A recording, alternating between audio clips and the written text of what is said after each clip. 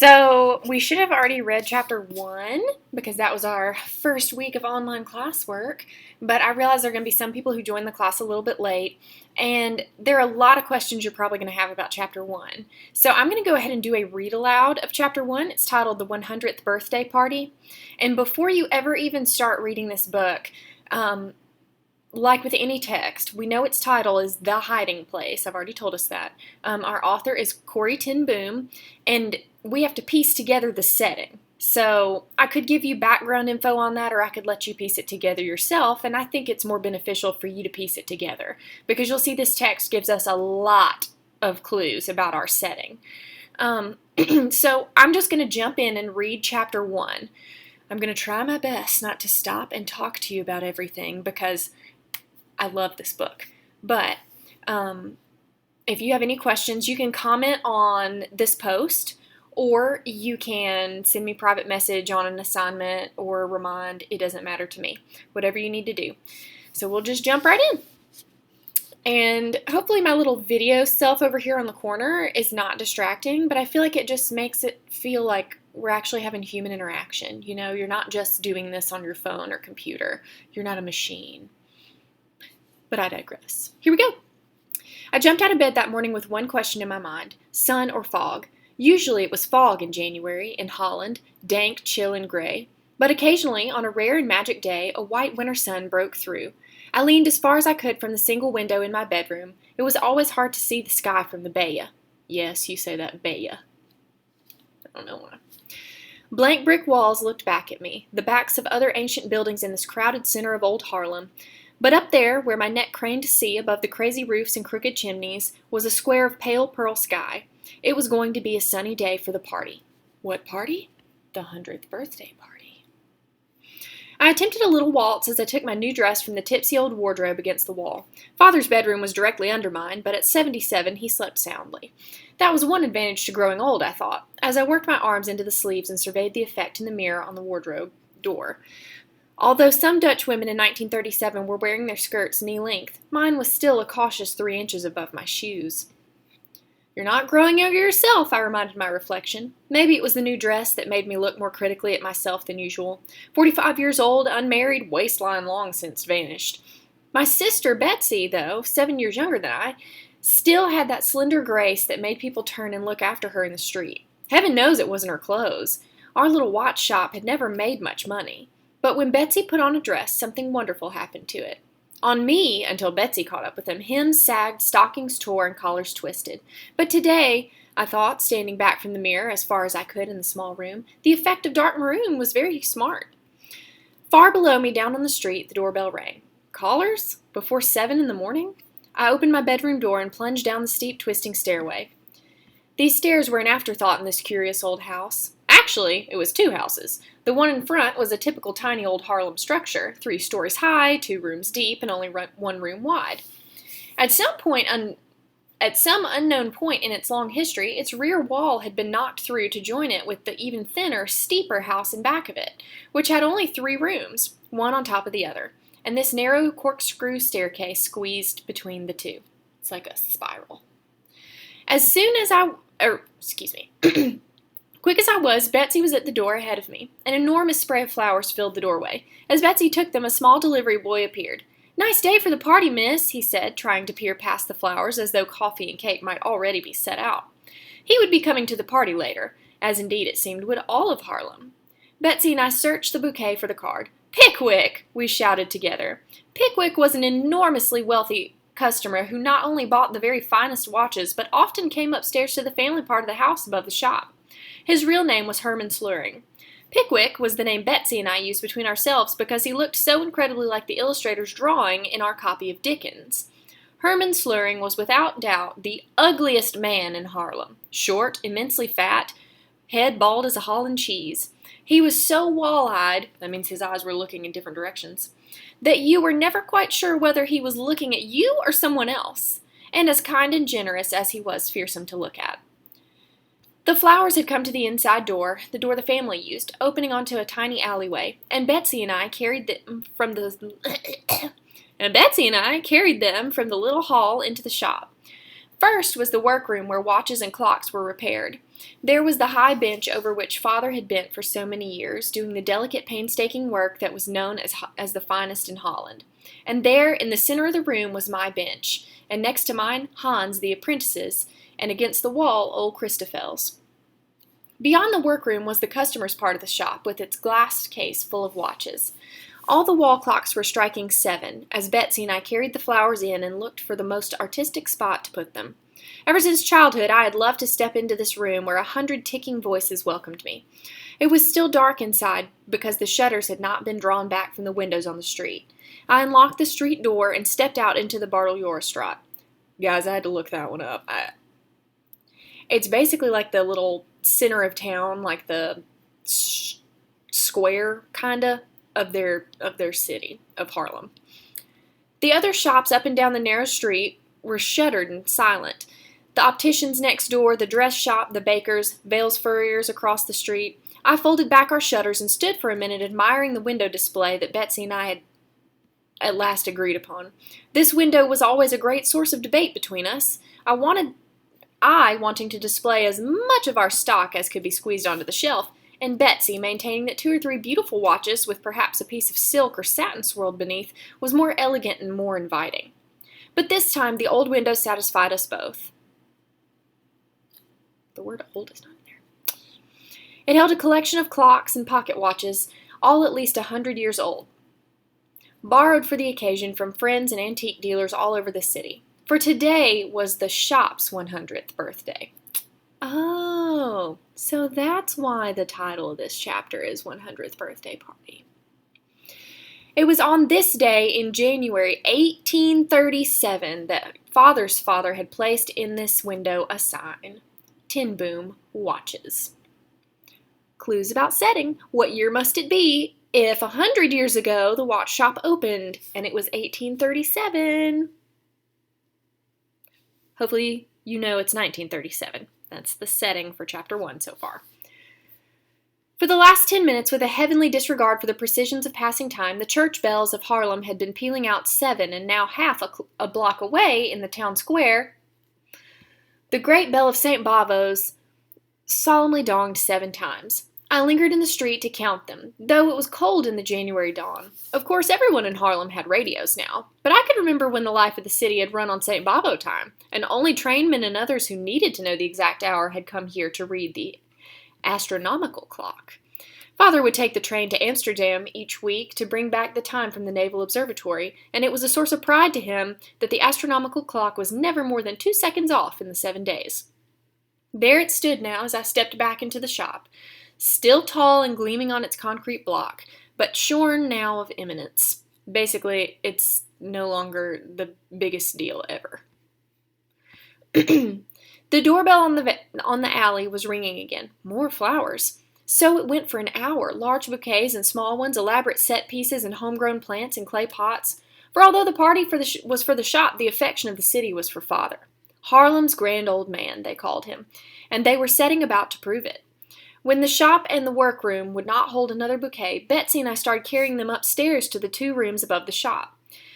Though it was 20 years since her death, these were still Tante Jan's rooms. Tante is like aunt, if I'm not mistaken. Tante Jan's was Mother's older sister, and her presence lingered in the massive dark furniture she had left behind.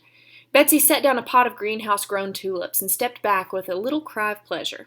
Weird spacing there. Corey, just look how much brighter. Poor Betsy. The bayou was so closed in by the houses around that the window plants she'd started each spring never grew tall enough to bloom. At 7:45, Hans, the apprentice, arrived, and at 8, Toos, our saleslady bookkeeper. Toos was our sour-faced, scowling individual whose ill temper had made it impossible for her to keep a job until, 10 years ago, she had come to work for Father. Father's gentle courtesy had disarmed and mellowed her, and though she would have died sooner than admit it, she loved him as fiercely as she disliked the rest of the world. We left Hans and Toos to answer the doorbell and went upstairs to get breakfast. Only 3 places at the table, I thought, as I set out plates. The dining room was in the house at the rear, 5 steps higher than the shop, but lower than Tante Jan's rooms. To me, this room, with its single window looking into the alley, was the heart of the home. This table with a blanket thrown over it had made me a tent or a pirate's cove when I was small. I'd done my homework here as a schoolchild. Here Mama read aloud from Dickens on winter evenings while the coal whistled in the brick hearth and cast a red glow over the tile proclaiming Jesus is victor. So the tile has words on it.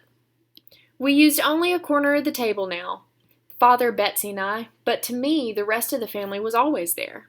There was Mama's chair and the 3 aunts' places over there, not only Tante Jan's, but Mama's other 2 sisters had also lived with us. Next to me had sat my other sister Nolly, and Willem, the only boy in the family there besides Father. Nolly and Willem had homes of their own had homes of their own many years now, and Mama and the aunts were dead, but still I seemed to see them here. Of course their chairs hadn't stayed empty long. Father could never bear a house without children, and whenever he heard of a child in need of a home, a new face would appear at the table. Somehow, out of his watch shop that never made money, he fed and dressed and cared for 11 more children after his own 4 were grown. But now these, too, had grown up and married or gone off to work, and so I laid 3 plates on the table. Betsy brought the coffee in from the tiny kitchen, which was still little more than a closet off the dining room, and took bread from the drawer in the sideboard. She was setting them on the table when we heard Father's step coming down the staircase. He went a little slowly now on the winding stairs, but still as punctual as one of his own watches. He entered the dining room, as he had every morning since I could remember, at 8:10. "Father," I said, kissing him and savoring the aroma of cigars that always clung to his long beard, "a sunny day for the party." Father's hair and beard were now as white as the best tablecloth Betsy had laid for this special day, but his blue eyes behind the thick round spectacles were as mild and merry as ever, and he gazed from one of us to the other with frank delight. "Corey, my dear Betsy, how gay and lovely of you both. How gay and lovely you both look." He bowed his head as he sat down, said the blessing over the bread, and then went on eagerly. "Your mother, how she would have loved these new styles and seeing you both looking so pretty." Betsy and I looked hard into our coffee to keep from laughing. These new styles were the despair of our young nieces, who were always trying to get us into brighter colors, shorter skirts, and lower necklines. But conservative though we were, it was true that Mama had never had anything even as bright as my deep maroon dress or Betsy's dark blue one. In Mama's day, married women and unmarried ones of a certain age wore black from the chin to the ground. I had never seen Mama and the aunts in any other color. Exciting. "How Mama would have loved everything about today," Betsy said. "Remember how she loved occasions?" Mama could have coffee on the stove and a cake in the oven as fast as most people could say, "Best wishes." And since she knew almost everyone in Harlem, especially the poor, sick, and neglected, there was almost no day in the year that was not for somebody, as she would say, with eyes shining, a very special occasion. And so we sat over our coffee as one should on anniversaries, and looked back to the time when Mama was alive and beyond, back to the time when Father was a small boy growing up in this same house. "I was born right in this room," he said, as though he had not told us 100 times. Only, of course, it wasn't the dining room then, but a bedroom. And the bed was in a kind of cupboard set into the wall with no windows and no light or air of any kind. I was the first baby who lived. I don't know how many there were before me, but they all died. Mother had tuberculosis, you see, and they didn't know about contaminated air keeping babies away from sick people. It was a day for memories, a day for calling up the past.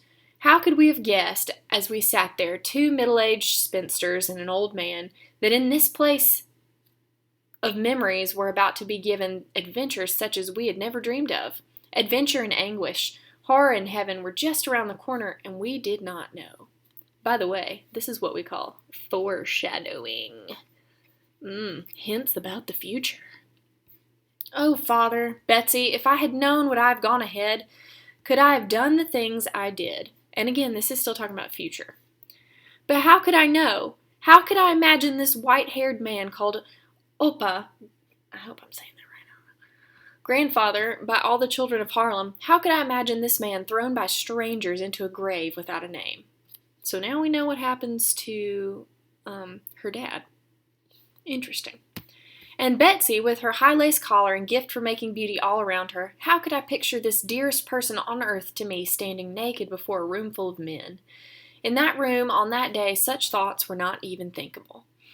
Father stood up and took the big brass-hinged Bible from its shelf as Toos and Hans rapped on the door and came in.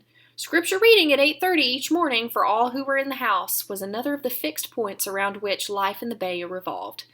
Father opened the big volume, and Betsy and I held our breaths. Surely today of all days, when there was still so much to do, it would not be a whole chapter. But he was turning to the Gospel of Luke, where we'd left off yesterday. Such long chapters in Luke, too. With his finger at the place, Father looked up. "Where's Christophels?" he said. Christophels was the third and only other employee in the shop. A bent, wizened little man who looked older than Father, though actually he was 10 years younger. I remembered the day 6 or 7 years earlier when he had first come into the shop, so ragged and woebegone that I'd assumed he was one of the beggars who had the bayou marked as a sure meal. I was about to send him up to the kitchen, where Betsy kept a pot of soup simmering, when he announced with great dignity that he was considering permanent employment and was offering his services first to us.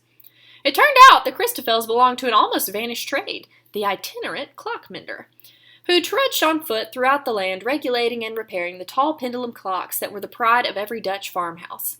But if I was surprised at the grand manner of this shabby little man, I was even more astonished when Father hired him on the spot. "They're the finest clockmen anywhere," he told me later, these wandering clocksmiths. "There's not a repair job they haven't handled with just the tools in their sack."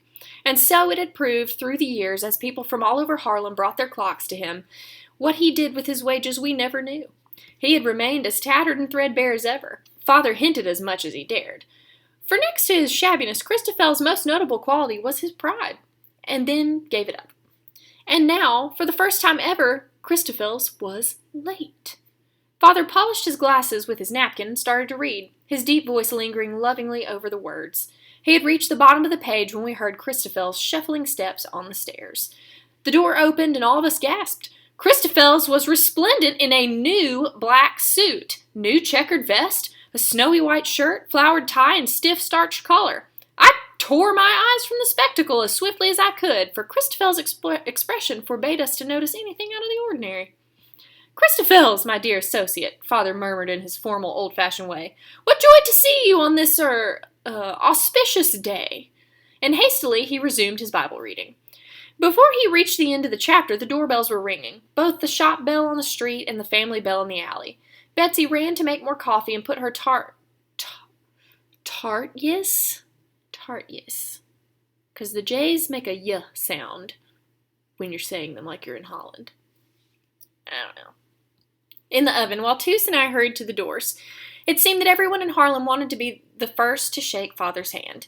Before long, a steady stream of guests was winding up the narrow staircase to Tante Jan's rooms, where he sat almost lost in a thicket of flowers. I was helping one of the older guests up the steep stairs when Betsy seized my arm. "Corey, we're going to need Nolly's cups right away. I'll go get them." Our sister Nolly and her husband were coming that afternoon as soon as their 6 children got home from school. I dashed down the stairs, took my coat and my bicycle from inside the alley door, and was wheeling it over the threshold when Betsy's voice reached me, soft but firm. "Corey, your new dress!" And so I whirled back up the stairs to my room, changed into my oldest skirt, and set out over the bumpy brick streets.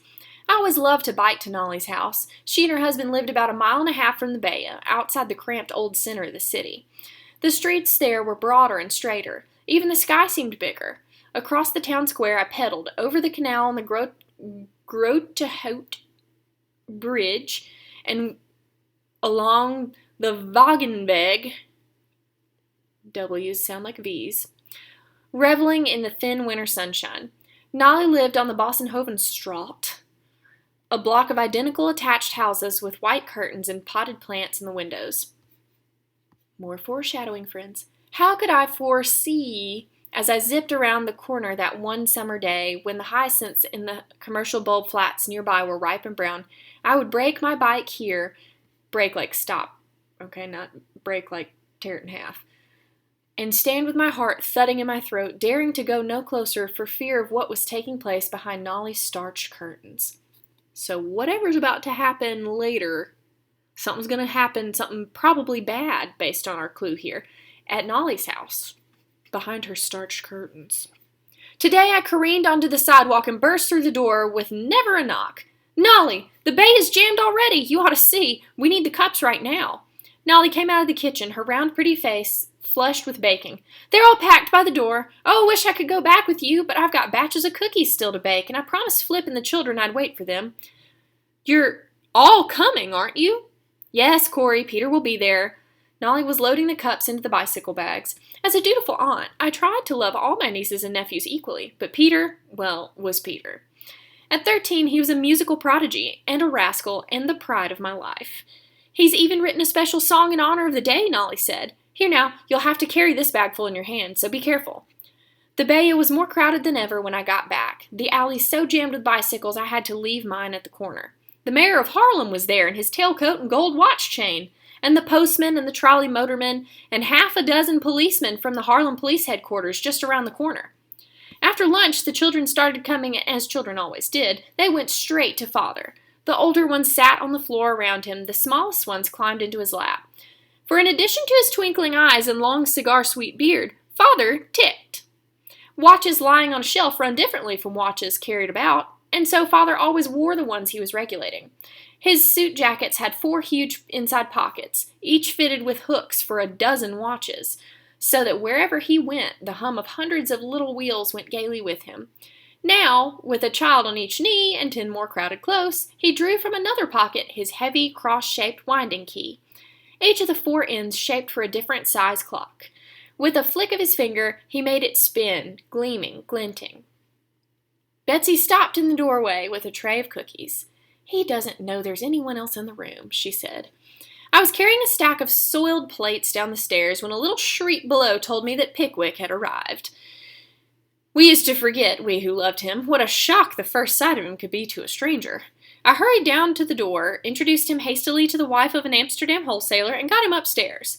He sank his ponderous bulk into his chair beside Father, fixed one eye on me, the other on the ceiling, and said, 5 lumps, please. Poor Pickwick. He loved children as much as Father did, but while children took to Father on sight, Pickwick had to win them. He had one trick, though, that never failed. I brought him his cup of coffee, thick with sugar, and watched him look around the room, look around in mock consternation. But my dear Cornelia, he cried, there's no table to set it on. He glanced out of one wide-set eye to make sure the children were watching. Well, it's a lucky thing I brought my own. And with that, he set cup and saucer on his own protruding paunch. I had never known a child who could resist it. Soon, a respectful circle had gathered around him. Basically, he uses his big fat belly as a table when he eats or drinks, and the kids think it's funny. A little later, Nolly and her family arrived. Tante Corey, Peter greeted me innocently. You don't look 100 years old. And before I could swat him, he was sitting at Tante Jan's upright piano, filling the old house with melody. People called out requests, popular songs, selections from Bach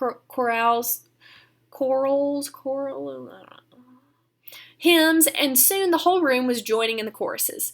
How many of us were there that happy afternoon who were soon to meet under very different circumstances? Oh, look, more foreshadowing. Peter, the policeman, dear ugly Pickwick, all of us were there except my brother Willem and his family. I wondered why they should be so late. Willem and his wife and child... Help me, your teacher can't read. Willem and his wife and children lived in the town of Hilversum, 30 miles away. Still, they should have been here by now. Suddenly, the music stopped, and Peter, from his perch on the piano bench, hissed across the room, Opa!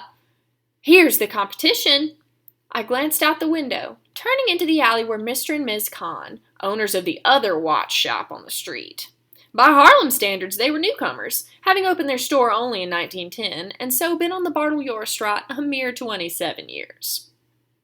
But since they sold a good many more watches than we did, I considered Peter's comment factual enough. Father, however, was distressed. Not competitors, Peter, he said reprovingly. Colleagues. And lifting children quickly off his knees, he got up and hurried to the head of the stairs to greet the Kahns. Father treated Mr. Kahn's frequent visits to the shop below as social calls from a cherished friend. Can't you see what he's doing? I would rage after Mr. Kahn had gone. "He's finding out how much we're charging so he can undersell us." Mr. Kahn's display windows always featured in bold figures prices exactly 5 guilders below our own. And Father's face would light up with a kind of pleased surprise, as it always did on those rare occasions when he thought about the business side of watchmaking. "But, Corey, people will save money when they buy from him." And then he would always add, "I wonder how he does it." Father was as innocent of business know-how as his father had been before him. He would work for days on a difficult repair problem and then forget to send a bill. The more rare and expensive a watch, the less he was able to think of it in terms of money. "A man should pay for the privilege of working on such a watch," he would say. As for merchandising methods, for the first 80 years of the shop's history, the shutters on the streets had been closed each evening promptly at 6. It was not until I myself had come into the business 20 years ago that I had noticed the throngs of strollers crowding the narrow sidewalks each evening, and had seen how the other stores kept their windows lighted and open. When I pointed this out to Father, he was as delighted as though I had made a profound discovery. "And if people see the watches, it might make them want to buy one. Corey, my dear, how very clever you are." Mr. Kahn was making his way toward me now, full of cake and compliments. Guilty for the jealous thoughts I harbored, I took advantage of the crowd and made my escape downstairs. The workroom and shop were even more crowded with well-wishers than the upstairs rooms. Hans was passing cakes in the back room, as was Toos in the front, wearing the nearest thing to a smile that her perpetually down-drawn lips would permit. As for Christoffels, he had simply and astonishingly expanded. It was impossible to recognize that stooped and shabby little man in the glorious figure at the door, greeting newcomers with a formal welcome followed by a relentless tour of the shop. Quite obviously, it was the greatest day of his life. All through the short winter afternoon they kept coming, people who counted themselves Father's friends, young and old, poor and rich, scholarly gentlemen and illiterate servant girls. Only to Father did it seem that they were all alike. That was Father's secret. Not that he overlooked the differences in people, that he didn't know they were there. And still Willem was not here. I said goodbye to some guests at the door and stood for a moment gazing up and down the Bartley-Orstraat. Although it was only 4 in the afternoon, the lights in the shops were coming on against the January dusk. I still had a great deal of little sister worship for this big brother, 5 years older than I, an ordained minister, and the only tin boom who had ever been to college. Willem saw things I felt. Let me read that with the correct inflection. Willem saw things I felt. He knew what was going on in the world. Oftentimes, indeed, I wished that Willem did not see quite so well, for much that he saw was frightening.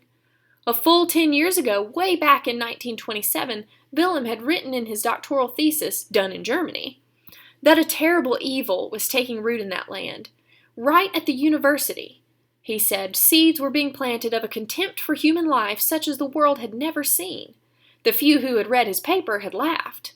Now, of course, remember it's 1937. Nearing World War II, yeah. People weren't laughing about Germany. Most of the good clocks came from there, and recently several firms with whom we had dealt for years were simply and mysteriously out of business. Willem believed it was part of a deliberate and large-scale move against Jews. Every one of the closed businesses was Jewish. As head of the Dutch Reformed Church's program to reach Jews, Willem kept in touch with these things. So this is like hints and signs about the Nazi uprising. I shouldn't say uprising, it sounds like they're... Anyway, the Nazis taking charge in Germany in those years leading up to World War II. Dear Willem, I thought as I stepped back inside and closed the door, he was about as good a salesman of the church as Father was of watches. If he'd converted a single Jew in 20 years, I hadn't heard about it. Willem didn't try to change people, just to serve them. He had scrimped and saved enough money to build a home for elderly Jews in Hilversum, for the elderly of all faiths, in fact, for Willem was against any system of segregation. But in the last few months, the home had been deluged with younger arrivals, all Jews and all from Germany. Willem and his family had given up their own living quarters and were sleeping in a corridor, and still the frightened homeless people kept coming, and with them tales of a mounting madness. That's the Nazis, doing stuff. I went up to the kitchen where Nolly had just brewed a fresh pot of coffee. That's where Coach Mac would be. Picked it up and continued with it upstairs to Tante Jans's rooms. What does he want? I asked a group of men gathered around the cake table as I set down the pot. This man in Germany. She's talking about Hitler. What does he want? This man in Germany, does he want war? I knew it was poor talk for the party, but somehow thoughts of Willem always set my mind on hard subjects. A chill of silence fell over the table and swiftly spread around the room. What does it matter? A voice broke into it. Let the big countries fight it out. It won't affect us. That's right, from a watch salesman. The Germans let us alone in the Great War. It's to their advantage to keep us neutral. Easy for you to talk, cried a man from whom we bought clock parts. Your stock comes from Switzerland. What about us? What do I do if Germany goes to war? A war could put me out of business. And at that moment, Willem entered the room. Behind him came Tina. It's pronounced like that, not Tyne, Tina, his wife, and their 4 children. But every eye in the room had settled on the figure whose arm Willem held in his. It was a Jew in his early 30s in the typical broad-brimmed black hat and long black coat. What glued every eye to this man was his face. It had been burned. In front of his right ear dangled a single gray, frazzled ringlet. Let's talk about his hair. Like the hair of a very old man. The rest of his beard was gone, leaving only a raw and gaping wound.